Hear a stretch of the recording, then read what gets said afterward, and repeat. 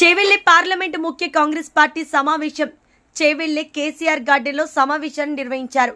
ముఖ్య అతిథిగా చేవెళ్లే పార్లమెంట్ అభ్యర్థి రంజిత్ రెడ్డి మాట్లాడుతూ చేవెళ్లే పార్లమెంట్ కాంగ్రెస్ పార్టీ నన్ను నమ్మి నాకు టికెట్ ఇచ్చినందుకు తెలంగాణ సీఎం రేవంత్ రెడ్డికి ముందుగా ధన్యవాదాలు తెలియజేస్తూ పార్లమెంట్ ఎన్నికల్లో గెలిపే లక్ష్యంగా కార్యకర్తలు అందరూ కలిసి పనిచేయాలని కోరారు.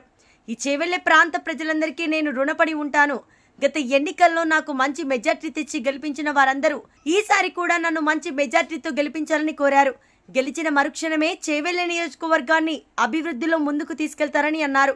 ముఖ్యంగా అప్ప జంక్షన్ నుండి మన్నెగూడ వరకు బీజాపూర్ హైవే రోడ్డు నిర్మాణాన్ని తక్షణమే చేస్తానని తెలియజేశారు.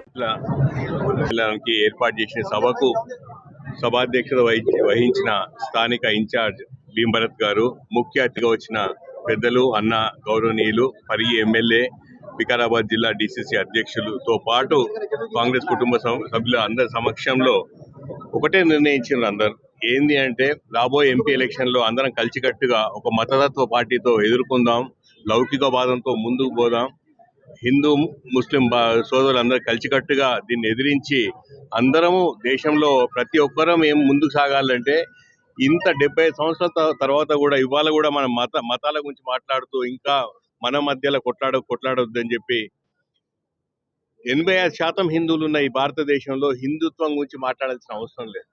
సో మన మైనారిటీ సోదరులను కూడా చక్కగా చూసుకోవాలి, అందరం కలిసికట్టుగా ముందుకు పోవాలని చెప్పి అందరూ అన్నారు. వచ్చే ఎలక్షన్ ఏదైనా కూడా కాంగ్రెస్ పార్టీ గెలవాలని, ఈరోజు నా ఎలక్షన్ ఉంది, రాబోయే స్థానిక సంస్థల ఎలక్షన్స్ ఉంటాయి, అందరం కలిసికట్టుగా పోరాడదాము, ఒక తాటిలో నిల్చుందాం, కాంగ్రెస్ పార్టీ బలం మీద చూపెడదామని చెప్పి అందరూ డిసైడ్ చేసుకున్నారు. చాలా చాలా సంతోషం.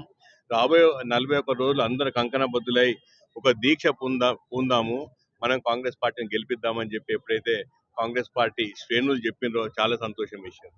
నాకు రాబోయే ఎలక్షన్లో డెఫినెట్గా గెలుస్తా అని చెప్పిన కాన్ఫిడెన్స్ ఇవాళ చేవెళ్ల పార్లమెంట్ నియోజకవర్గంలో అందరూ చెప్పడం చాలా చాలా సంతోషం. Thank you.